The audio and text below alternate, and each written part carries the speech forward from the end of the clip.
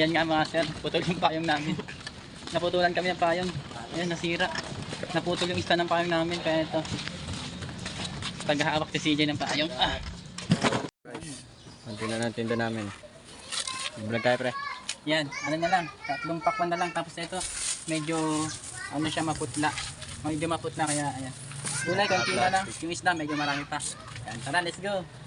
Bago nga pala yung mga sir ma'am, ito nga pala din display ko muna yung mga paninda namin dito sa timba. Medyo konti nga rin kinuha kong isda ngayong araw kasi alis nga ako mamayang tanghali. Kaya nung kinuha namin isda yung mapaubos lang namin sa saktong oras. May manok baboy nga rin pala kami at yung manok namin 4 na piraso. Yung baboy naman namin nasa 4 na kilo halos. May mga pa-order kasi ako ng manok baboy kaya medyo maraming karne ko ngayong araw. At ito nga dinidisplay ko na rin mga gulay namin na onti lang. Konti lang kasi pinamili ni Bossing Neg kaya ito konti lang yung napili kong gulay. Pero ayos lang yun sir ma'am, umalag ka maubos to ngayong araw. Yung pakwan pala namin ay inaantay pa namin i-deliver ng kuya ko. Nag-order nga pala ako sa kuya ko ng 10 pirasong pakwan kaya eto nga dumating na rin siya.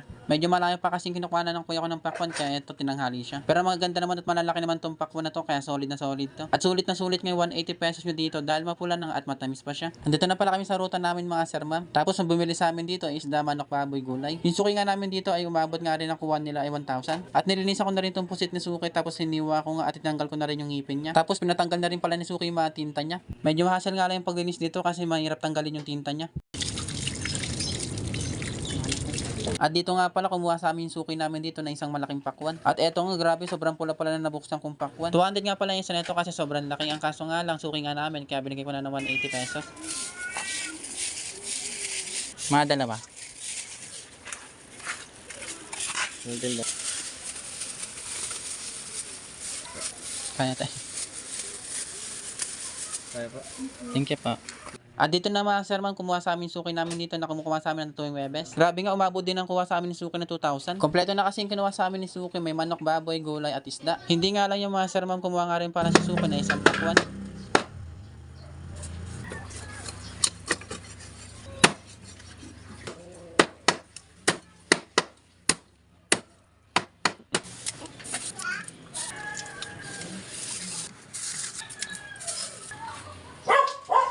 Okay na po. Ay, boneless. Gain lang. Iwan mo na yung hasang lang kunin ko. Kukuha mo ang buhok? Hindi pa. Ito natin. Konti na ng tinda namin. Vlog tayo pre. Yan, ano na lang, tatlong pakwan na lang. Tapos ito, medyo, ano siya, maputla. Medyo maputla kaya, ayan. Gulay, konti na lang. Yung isda, medyo marami pa. Yan, tara, let's go. Kasama guys. Andito na pala kami sa last subdivision at ito nga naubos din yung pakwan namin. Yung natira na lang pala sa amin, konting gulay, tapos yung maputla na pakwan. Ayan nga mga sir, putol yung payong namin. Naputulan kami ng payong. Ayan, nasira. Naputol yung isa ng payong namin, kaya ito, paghahawak si CJ ng payong. Hindi ko pa kasi naayos yung payong namin mga sir. Yan tuloy, naputol na. Yan. Paghahawak tuloy siya. Ay, grabe. Ay, mga paninda namin mga sir, konti na lang. Yung isda medyo marami pa. Ayun na pala, nagpasundo na pala ako sa kapatid ko para mauna na ako kasi may practice pa ako. Sa anak. Ha? Putol.